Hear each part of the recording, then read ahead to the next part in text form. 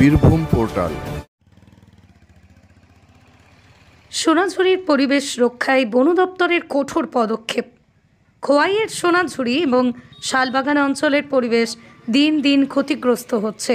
পর্যটকরা আসার পর সেগুলো নিজেদের মতো করে নোংরা করে যাচ্ছে, যা প্রকৃতির সৌন্দর্য, শান্তিনিকেতনের ঐতিহ্যকে ধ্বংস করছে। বন দপ্তর এবার কঠোর পদক্ষেপ নিল। তাদের নির্দেশ অনুযায়ী সোনাঝুরি এবং শালবাগানে এখন থেকে নোংরা করা যাবে না। এইসব অঞ্চলে ক্যামেরা দিয়ে ছবি তোলা, রিল তৈরি করা কিংবা সাউন্ড সিস্টেম বাজানো সম্পূর্ণ নিষিদ্ধ করা হয়েছে। এছাড়া প্লাস্টিক ব্যবহারের নিষেধাজ্ঞা আরোপ করা হয়েছে। বন দপ্তরের এই পদক্ষেপ সোনাঝুরির প্রকৃতি রক্ষায় গুরুত্বপূর্ণ ভূমিকা পালন করবে বলে মনে করছেন পরিবেশপ্রেমী এবং স্থানীয় বাসিন্দারা। এছাড়া বল্লভপুর অভয়ারণ্যেও প্রবেশের জন্য কোনো মূল্য নেওয়া হবে না, তবে সোনাঝুরিতে ভিডিও এবং স্টিল ক্যামেরায় ছবি তোলা নিষিদ্ধ করা হয়েছে। বন দপ্তরের এই পদক্ষেপের ফলে সোনাঝুরির পরিবেশ অনেকটাই অক্ষুণ্ণ থাকবে এবং প্রচুর মানুষ এই সিদ্ধান্তে খুশি হয়েছেন।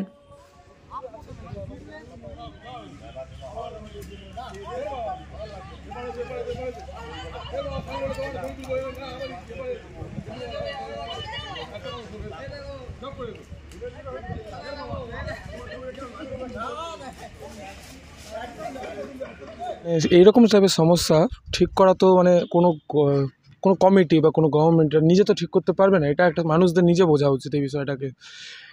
এখানে সকল টাইপের ব্যবস্থা আছে। আমরা তো দেখলাম এখানে সকল জায়গায় মোটামুটি ডাস্টবিন সব জায়গায় কিছু না কিছু রাখা আছে। এটা at the end of the day এটা একটা মানসিক ভাবনা চিন্তার উপর ডিপেন্ড করে। একটা মানুষ প্রকৃতিকে নোংরা করা বেশি প্রেফার করলে তাহলে এটা ওর বিষয়।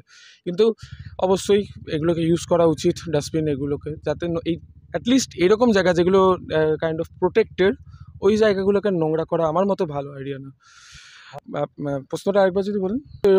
ওদের তরফ থেকে ওরা যতটা করার করছে, কিন্তু ওরা কতই এটাকে এনফোর্স করতে পারবে? সব জায়গায় তো ওদের গভর্নমেন্ট পার্টিসিপেন্ট থাকা সম্ভব না যে সব জায়গায় নজর রাখবে যে কিছু এরকম যাতে না হয়।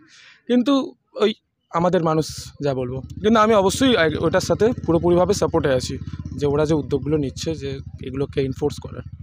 আবর্জনা যেগুলো ছড়ানো হচ্ছে সেগুলো অবশ্যই নিজের দায়িত্ব নেওয়া উচিত, এগুলো কখনো অন্যদের উপর ছাড়া উচিত না। আফটারঅল এরকম একটা নেচারের জায়গায় আছে যেখানে আমরা ছবি তুলতে আসি, সেখানে যদি নোংরা থাকে তো সেগুলো তো খারাপ লাগবে না। তো সেখান থেকে একটা প্যাকেটের মধ্যে কিছু ভরে নিতে খানিকক্ষণের জন্য বা খানিকক্ষণ কিছু আনলামই না এখানে, এমন তো কিছু না। পাশে গিয়ে অনেক দোকানপালা আছে রাস্তার উপর, সেই জায়গাগুলো আমরা খেতে পারি, ভিতরে না এসে এবং বাইরে গিয়ে থাকছি, তাহলে জায়গাটাও বন্ধ হচ্ছে না, আমরা আমাদের মতো ছবিও তুলতে পারছি, ছবি করতে পারছি। হিসাব মতো ঠিক, যদি কিন্তু পুরোপুরি বন্ধ করে দেওয়াটা সেটা হয়তো অতটা ঠিক হবে না। হ্যাঁ, রুলস করা উচিত যে এইখানে যাতে কিছু না আসে, সেরকম রেগুলেশনস আনা উচিত, ফাইন্স দরকার পড়লে। কিন্তু পুরোপুরি বন্ধ করলে সেটা অনেকের জন্যই খারাপ হতে পারে। এসে তাই দেখছি যে আইসক্রিমের প্যাকেট, কোথাও দইয়ের ভাঁড়, নানান বিভিন্ন যেভাবে পড়ে থাকতো, আজকে এত খুব ভালো লাগছে বন দপ্তরের এই যে ডিসিশনটা নিয়েছেন, এই পরিষ্কার পরিচ্ছন্নতার, এটা ওনাকে সাধুবাদ জানাই। আর এখানে হচ্ছে কবি, সাহিত্যিক এবং বাউলের পরিবেশ, কবিগুরু যে পরিবেশটা দেখে গিয়েছিলেন, সেই পরিবেশটা থাকলে মানুষ আসলে, তার বাইরে থেকে যারা আসছেন তারা এই পরিবেশ দেখে উপভোগ করুক। কিন্তু এই নোংরাটা আমরা নিজেরা লোকাল যারা তো রয়েছে অবশ্যই করব, কিন্তু তারাও যেন না ফেলে। শুধু বন দপ্তরকে বললেও তো আর হবে না।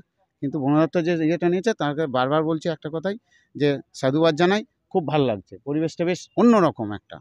হ্যাঁ, বাইরের লোক থেকে আসার জন্য আহ্বান জানাই, এই পরিবেশ উপভোগ করুক। এখন খুব ভালো লাগছে, খুব ভালো লাগছে। এর জন্য বন দপ্তরকেই আমি সাধুবাদ জানাচ্ছি।